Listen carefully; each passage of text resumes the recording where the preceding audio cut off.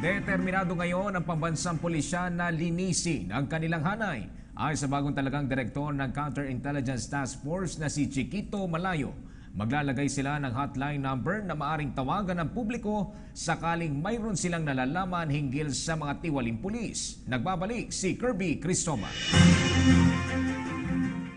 Malaking hamon para sa bagong talagang opisyal ng Counterintelligence Task Force o CITF ng Philippine National Police ang paglilinis sa hanay dahil sa issue na kinauugnayan ngayon ng ilang mga tiwaling pulis. Tiniyak ngayon ni Colonel Chiquito Malayo na sasalaing maigi ang mga tauhan na makakasama niya para sa gagawing internal cleansing. For the moment, I need to identify who are our targets, then I need to plan out how to execute in the neutralization. We'll be using the intelligence approach as well as the tactical approaches.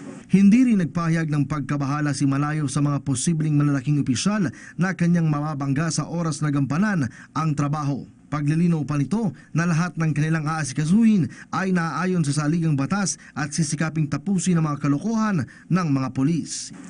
We are law enforcers and we are mandated by law and we have police operational procedure to follow just in case. Maglalagay rin ang pambansang pulisya ng hotline numbers na maaaring tawagan ng publiko kaugnay ng masasamaing gawain ng mga pulis. Buo naman ang suporta na ibinibigay ni PNP Chief Ronald De La Rosa kay Malayo dahil lubos na itong kilala ni Bato at maganda rin ang record sa PNP. Hindi ito tatakbo ng gira dahil laking Mindanao ito. At yung integrity niya nakikita ko, kaditi pa lang ito, kilala ko na malinis na opisyal. I find him to be the right man for the job. And I hope he will succeed.